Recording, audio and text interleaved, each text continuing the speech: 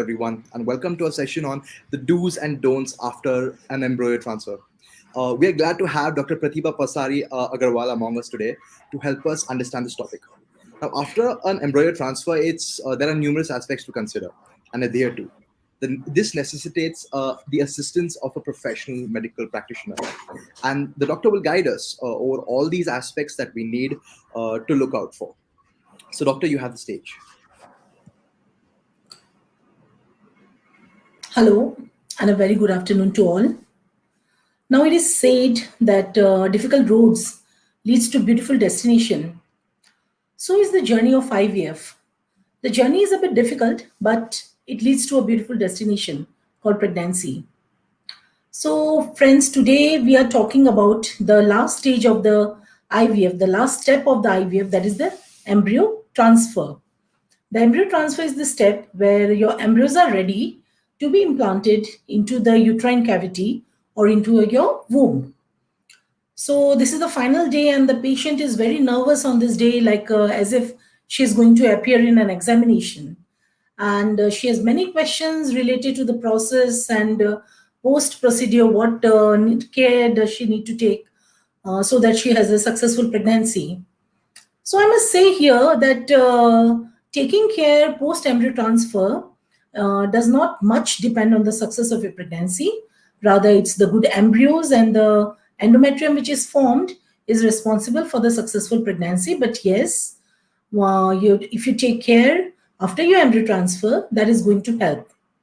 So today I'm going to tell about all the do's and don'ts which you need to do after an embryo transfer, or maybe I will try to clear certain myths which is there regarding embryo transfer.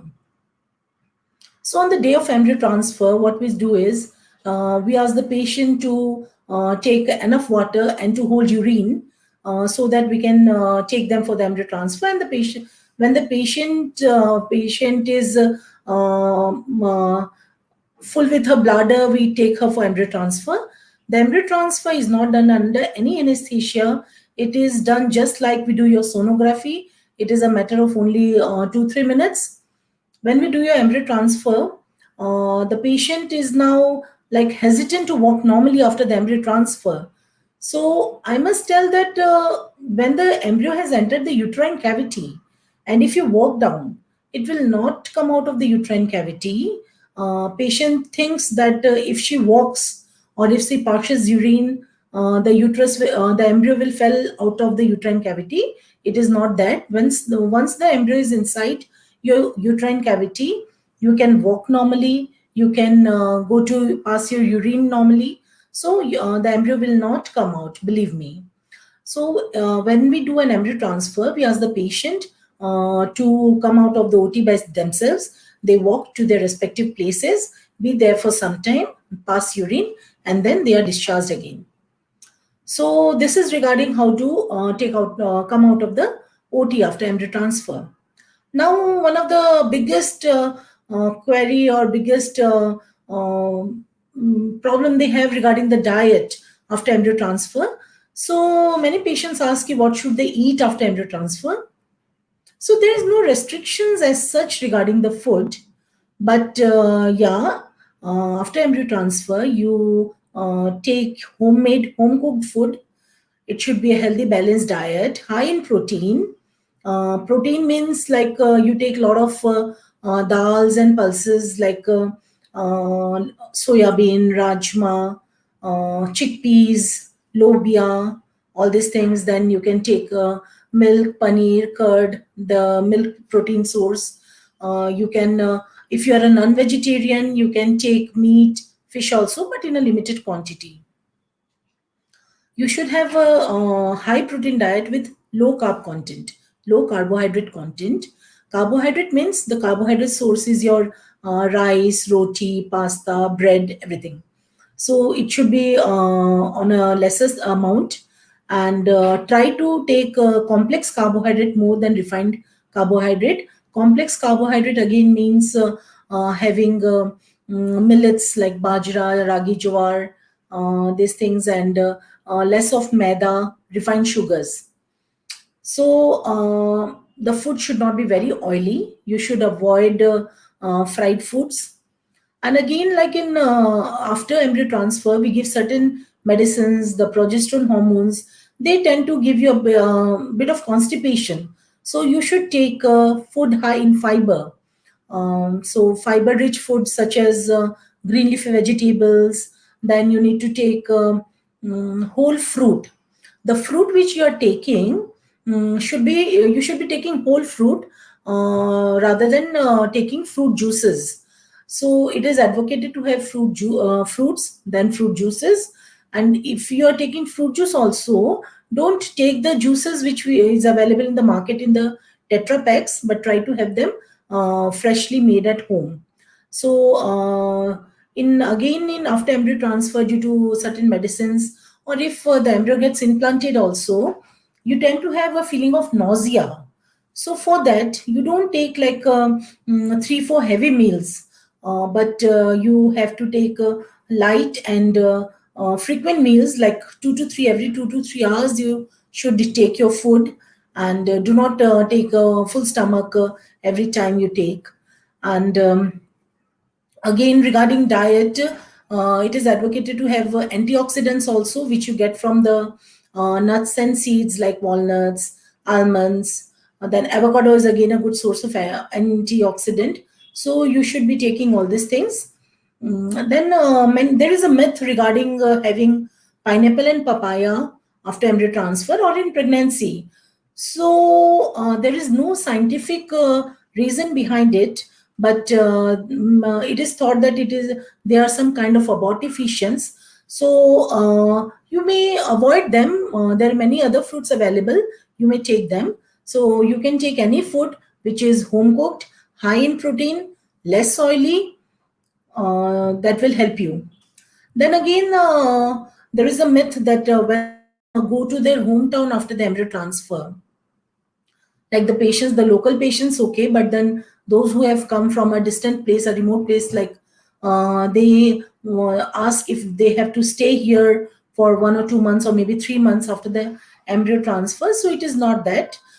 They can go the very next day to their hometown by any means of transportation, by road, by flight, by any means of transportation. They can go to their respective places.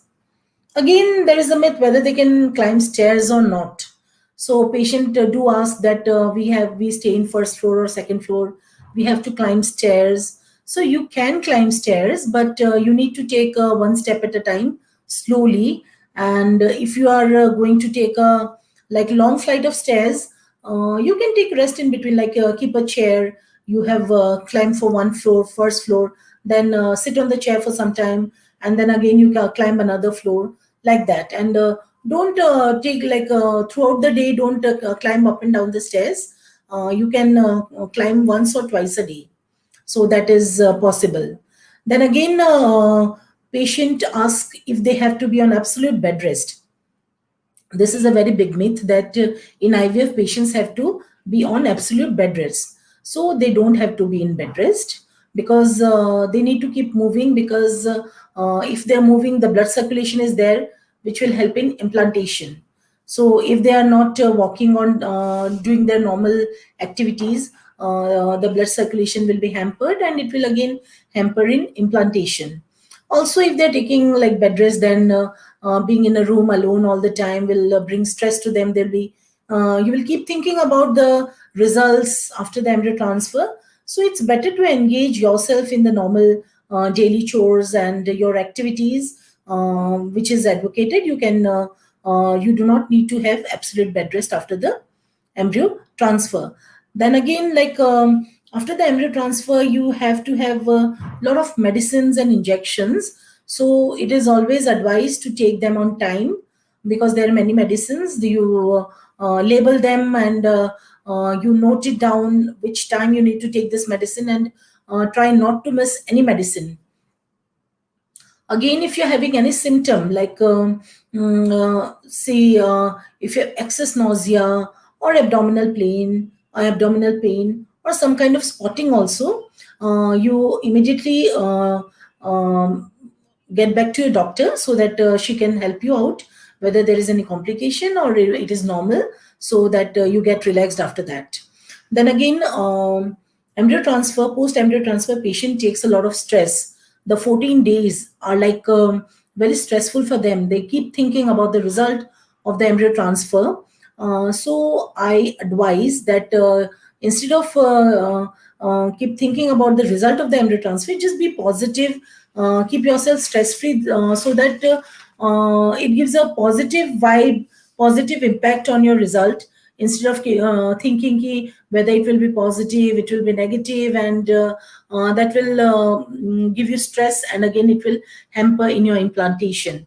And again, when the doctor has advised to do you the pregnancy test, you should do it then only, because many patients tend to do it beforehand, and if it is negative they get apprehensive, and then they tell the doctor. So it is advised to do the test as and when directed by the doctor. These were the myths about embryo transfer. What should you do? What should not you do? If there are any questions, I would like to take. Any myths which anyone need to clear about embryo transfer?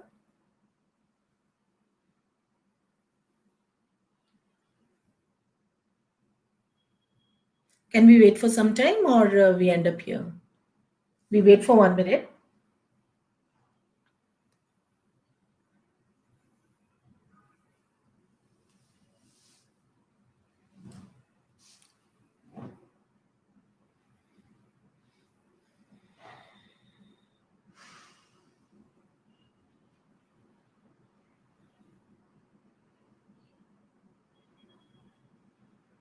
If there are no questions, we can end up here.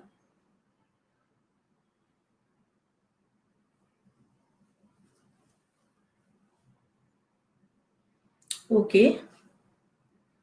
So you can get back to me if you have questions. You can get back to me at Apollo Fertility Guwahati. So we end the show here today. Thank you.